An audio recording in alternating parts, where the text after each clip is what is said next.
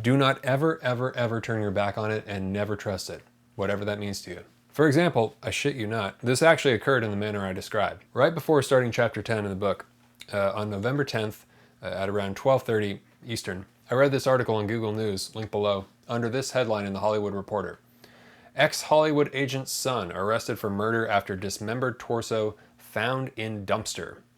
And returning to the book after thinking, well, that's a very Bret Easton Ellis headline. Chapter 10 starts off with, Catherine Latchford was found in a dumpster in the back of a gas station near Redlands that hadn't been emptied for a month. Bro. Better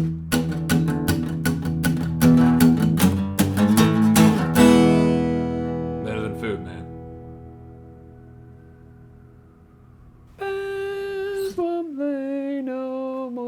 Too much fighting on the dance floor. Good afternoon, everyone. Welcome to Better Than Food Book Reviews. I'm your host, Clifford Lee Sargent. Great to see you as always. Hope you're doing well. Get that coffee. Delicious. Hope you had a nice holiday. I was stuffed as hell. It was awesome. Today is part 2 of my review of The Shards by Bret Easton Ellis, published this year in 2023. There's just so much in here I wanted to discuss, and I know it's quite a bit, but it's quite a book. So let's get into it. I want to talk about the maturity of the work. What's remarkable about The Shards is how in control Ellis is. His other novels I've read, Less Than Zero and American Psycho, were experimental. As he said, Less Than Zero was a hangout novel, a portrait of dark emotional numbness as a commentary on youth in a certain time in a certain place, minimalist, subtle, distanced, detached, restrained, that kind of thing. Whereas American Psycho was a book about consciousness, the psychosis that results from trying to fit into a culture whose values you don't share and who you're truly at odds with, the insanity that results. And of course, it was also a commentary on the state of American values in Manhattan at that point in the late 80s. The Shards is uniquely experimental, but it's in the very traditional form of a 3-act structure novel, much like an elongated screenplay, or like a prose outline of a film. Certain films might have that, in pre-production there might be kind of an outline where everything that happens in the film is actually written like a book, and this resembles that to a T. And I've never felt like Ellis was more in control of his work when reading one of his novels. He has really summoned all the things he has learned over the decades of being an author and put them to good use. You can really tell he enjoyed writing this book. It comes across. Cultivating this unique atmosphere, right? The book is a film. He's the director. While very dark, it looks like it was fun to produce, right? His enthusiasm really comes across. It's impossible to manufacture that kind of stuff. And he really seems to have figured the idea out, even if we the readers haven't. It's impressive. I thought it was really impressive. It's so tight. It's so sharply executed. It's not an earth-shattering novel by any means, but it is a very reassuring demonstration that, it's like, oh yeah, there are still unique ways to do certain things. I was going to say skin a cat, but in the context of this narrative, it's a rather reprehensible colloquialism to employ here. It's just nice to see that people still have original ideas out there. I think The Shards is the first historical period piece of this era that I've read. That was not created in that era. I'm not sure if there are many modern books that have tried to capture this specific time and place in the early 80s in Los Angeles. Maybe, but I don't know about them. Not books about that era written in that era, but ones about that era from our era, from now, right? And in his own words, Ellis has called The Shards a romanticized recreation of an era. It's a very particular time in a very particular city. He said that in this great interview that I've linked below. Ellis creates glamorized worlds of power, violence, status, and sex. Glamorized on the outside, but rotten at the core, right? A running theme of Bret's novels is the sinister nature of certain wealthy people. Acts of abuse and cruelty committed by the rich. Which, again, as he says in the interview, was inspired by his own father. And he has said in the past that Patrick Bateman in American Psycho was also inspired by his father. Yeah, acts of abuse and cruelty by the rich, sometimes getting away with murder. And this novel is no different. The book operates as a love letter to the city and also a scathing critique of its inhabitants and its culture at the time. As he said, it was an era created by and for adults, as opposed to our world now. This weird infantilized world of rounded corners and helicopter parents, inhabited by adults my age, suffering from a disturbing collective arrested development. And I speak from my own generation here. I mean, look at me. So yeah, between then and now, there is a striking difference in how people carry themselves, in how few people seem to be adults these days. And it's interesting to watch over the years how Bret Easton Ellis has shaped the veneer and culture of LA, which itself is an enlarged symbol of American culture, kind of heightened, especially in the era of his book, the Empire era, as he refers to it, when things, art, culture in Los Angeles was actually important. LA is often what outsiders think of when they think of America, and for good reason. It's the place where the myths of this country are born. And Ellis is now very much embedded in the fabric of this myth called America. He's easily one of the strongest literary voices out there at the moment. In this book, his name is the same, his school is the same. It's real, but it's a fictional story. It's a fictional landscape that simultaneously isn't. Because that's what LA is. There has never been a city like Los Angeles, California. A place simultaneously so hyper-real, unreal, and surreal, there's no comparison. It's a real landscape that has been reproduced in fiction to such a degree that there are as many myths about it as there are cars in its streets. One can never know LA. It's impossible. It's so many different cities. It refuses to be perfectly encapsulated. It refuses to be defined. It refuses definition. And yet everyone more or less tries in every film set in LA. And they're all completely different yet maintain a distinct flavor, a distinct atmosphere, because the light is like nowhere else. The culture is like nowhere else. The aesthetic is immediately knowable, yet the city is forever hidden, right? Even when you're inside it and it forces its way inside you. LA is a city behind closed doors. It gets off on exclusivity and secrecy. And the cars. LA, of course, as you all know, is a city of cars. In this book, they're often avatars for the characters. Again, behind closed doors. It's the perfect setting to tell a story all about lies and wanting to fit in, and above all, needing to control the narrative. Needing to control people's perception of you, right? So you can get what you want. So you can come off as you want to. So you can get as much as you possibly can. LA is where you go to transform make-believe into reality. And because this can happen at any time, you suddenly find yourself in the endless summer, the mono-seasoned lottery of life. Anything could happen. Especially nothing, as Welbeck says. Paraphrasing. Los Angeles is the sneakiest predator you'll ever encounter. Because before you know it, it's fucked you 6 ways from Sunday and it's already in the rearview mirror. Problem is, if you live, you kinda liked it. Because now you're part of the myth, right? You definitively existed. And Ellis in the Shards is attempting to contextualize himself, in part, in the mythic historical narrative of the city, at this LA intersection in time and space, right?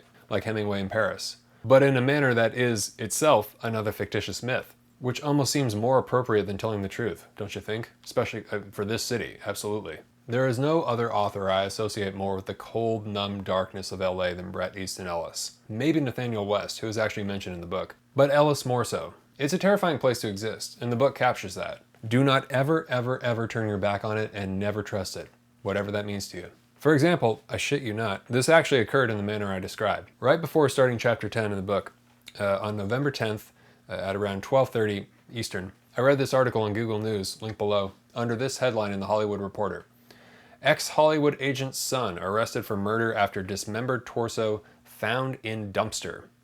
And returning to the book after thinking, well, that's a very Bret Easton Ellis headline. Chapter 10 starts off with, Catherine Latchford was found in a dumpster in the back of a gas station near Redlands that hadn't been emptied for a month. Bro. So yeah, I repeat, do not ever turn your back on that city. Let's talk about Bret's unique sexual perspective and his manipulative persona. Ellis occupies an interesting space as a personality, insofar as sexual orientation and the perspective that brings. Neither resolutely heterosexual, as he disdainfully refers to an individual in the book, which is very funny, nor 100% gay. Mostly gay, but he's got a hot girlfriend. This is a more realistic portrayal of a personality. Somewhere on the spectrum, but never 100% in either direction. But I mean, that's when he's a teenager. Bret is obviously a gay man, but he loves what comes with the relationship, the stability that she provides for him, the stability of the narrative that his girlfriend Debbie provides. Again, trying to control the narrative, right? She gives him his status. These are the privileged of the privileged, right? These are like the top of the top. He has status by proxy to these kids, and understandably, he doesn't want to lose it. Because it's still dangerous to be gay in 1981, right? I mean, it's a liability. Even though it's there, you know, kind of clandestinely, sort of like out in the open, sorta. By that, I mean everybody knows about it, but nobody says anything. He's just trying to get through this, to get out of this culture that he secretly is totally at odds with. But he doesn't want to fuck it up, right? This conflict, this perspective creates a really interesting protagonist. It's closer to reality, which has a dual effect of making the book that much more frightening. What is also disturbing about the book is that he would still fuck the shit out of Robert Mallory even knowing what he did, or seems to have done. And the fact that he is believably conflicted about this as a horny gay teenager is twisted, and all too believable as a teen with raging hormones. Teenage lust overrides all logic. It dominates Bret. Everyone's perspective is warped by their desires, right? That doesn't really change for the older characters too. It's another variation on a theme, right? Ellis also occupies a very interesting place as an author who wrote his first successful breakout piece of fiction very young, and nearly 5 decades later has written another successful piece of fiction dealing with the era in which he wrote the first, fictitiously, in part at least. There is an empathy present in the Shards that wasn't in the other 2 novels I read. As he said, Lesson Zero was an answer to the question, how do you put numbness on the page? And American Psycho was the same, but with madness. The Shards, in the evolution of his work, is a combination of the two, but with the heavy addition of uncontrollable lust. Usually gay, but not always. The whole book is about sex and death. The whole thing. Another unique element of the Shards compared to Zero and Psycho is Bret's emotional introspection in his reflecting on the events and relationships, real or fictitious, made possible only by his accumulated wisdom, being 57 when he wrote this. It's also his reflection on becoming a writer when he wasn't yet sure he could pull it off. There's a vulnerability in the book that humanizes the author, but then everything gets thrown off kilter again when the book wraps up. Not only because you realize there are several possibilities for the crimes and murders, but because you discover that it's also a story about revenge. You can never trust Ellis, which is why he's so fascinating as a personality and author. You never know if he's fucking with you. It's a very Southern California thing. It's very different from the Midwest, for example. At first, it seems like the Shards is Bret's emotional sincerity trying to break through the numbness that was portrayed in Lesson Zero and American Psycho, right? And then you realize something infinitely more horrifying. It's not. It's a lie. It's the evolution of the pantomime, the tangible participant that the character is actually discussing, lulling you into a false sense of security as you bask in the emotional conflict of the character, and his seeming sincerity in confiding to you his deepest, darkest secrets, his desires and failures and vulnerability. But some things just don't add up. And then you begin to realize, oh my God, it's the same Ellis. It's Bateman. But he's mutated. Like the coronavirus. It's the newest strain, and it's highly contagious and infinitely more lethal than before. Now, you could take this as a moral condemnation of the character, but it's not. I'm not that invested. I am far more interested in how dark he'll go. I prefer to be manipulated and tricked as a reader. I love it when I am. I love being surprised. Perhaps that's what is so horrible about most art. It has completely failed in its ability to surprise anybody, right? Because it's just common. It's just predictable. It's the same fucking shit. I'm way more interested when things aren't black and white, but instead gray all over. Because that's actually reality. But it's represented better sometimes in fiction. The thing about Bret in this book is that he's completely contradictory. He wants to save Tom and Susan, but then again, even though he thinks Robert's a serial killer, given the opportunity, he'd suck his dick in an instant. He would totally sacrifice Tom and Susan for a night of hot sex with Robert. Undoubtedly. He might even sacrifice his own life if it meant sex with him, if it meant Robert would actually desire him. Because the implicit question therein would be, for Bret, what better thing could life possibly have in store? That's how Bret writes about Robert. It's a story of obsession. You know, Bret knows obsession. He gets that that's what makes a novel function, right? He's read Hemingway, he's read Flaubert, he knows, right? He's got it. So Bret breaks the rules. All of them, just about. And nothing is solved. Oh sure, there are elements of the narrative that are wrapped up. Yeah, some things are solved. But nothing is definitively wrapped up, and that's what's so great about it. It's a mystery, because that's what life is. Bret highlights the flimsy malleability of narratives, the subjectivity of meaning and story. It all depends on which lens you're looking through, right? From whose point of view are you watching? Objective truth is so... I don't even know if it exists. Each character has their own desires and motivations. Agendas, as one particularly scuzzy screenwriter says in the novel. But he's right. He's a hack, but he's correct. Everybody has their own narrative and everyone is fighting to control it. For some, at any cost. Life seems to be like a screenplay written by the one who's living it. Often a simplistic, underdeveloped one, constantly under revision. But life is not a screenplay. Life is not a narrative. Life is something else entirely. Nobody knows, in fact, what it is. And anybody who tells you they do is lying.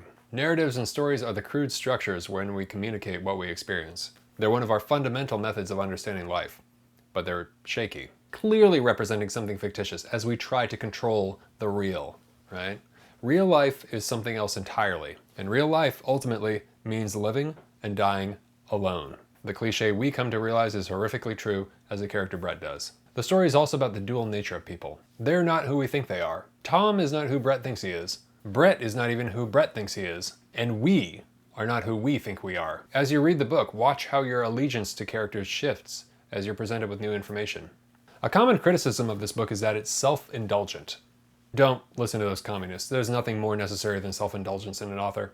What the hell are they here to write about anyways, other than what they're obsessed by? If you're neutral about everything, you're obsessed with nothing.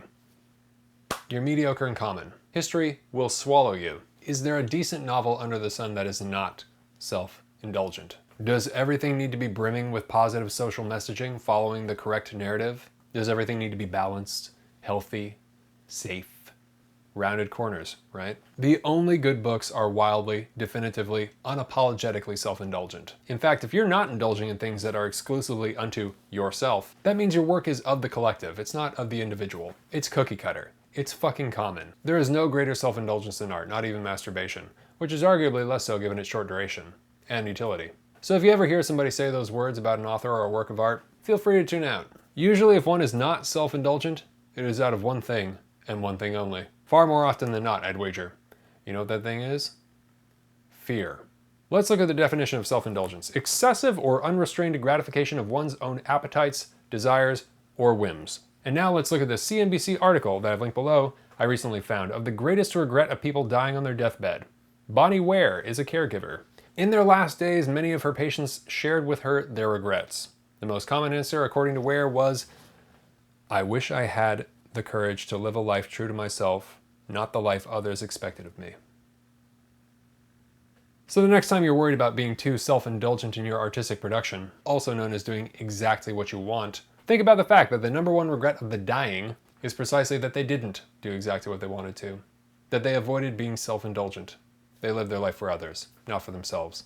Maybe they weren't self-indulgent enough. So to wrap it up, it's not earth-shattering literature, but it's a fine mystery with the existential reflections of an unreliable narrator. I was really impressed. It was a very just clean execution of an interesting idea that I hadn't seen done before.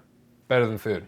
Check it out. So what did I dislike about it? While I was tired of the story by the end, which mercifully seems self-aware of its length and really gives it to you hard in like the last 50 pages or so, it really was a unique experience. You can see shadows of inspiration or influences, but there's nothing quite like it that I've ever come across before. And again, I did find myself, checking to make sure that the doors were locked and looking under the bed and behind the shower curtain and shit like that. Yeah, it's a scary book. It's a frightening book. There's a lot of tension, a lot of suspense, a lot of dread. Good luck if you're reading this alone in a dark room.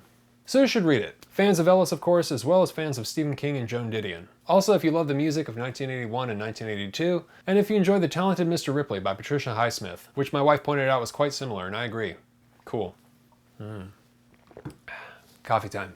For those of you who are new, thank you very much for stopping by and watching the show. I take the names of all the patrons on Patreon who have donated $5 or more per video, and I place their names in this mason jar, and for every review I do, I pull out a name, and whoever's name I pull out is sent a hard copy of the book, plus a bag of coffee roast by yours truly. And the coffee is delicious. Currently from Nicaragua. If you would like to get in on that and help support the show, you can click on the link below or go to patreon.com/books are better than food and donate $5 or more per video, and I sincerely appreciate it. You will also get access to all the cool stuff below. Thanks a bunch. And international shipping is included. Thank you very much, all my patrons, and best of luck. All right, here we go. MWH. Thank you very much, MWH. Sincerely appreciate it. You're going to receive The Shards by Bret Easton Ellis, plus a bag of coffee, roasted by yours truly. And I hope you love both. Cheers. Please subscribe if you haven't already, and hit the thumbs up if you enjoyed this, and hit the notification so I don't get lost in the algorithm, and always remember, die reading. Thanks for watching. Hope you had a nice holiday. Take care of yourselves. Have a good night. Talk to you soon. Ciao.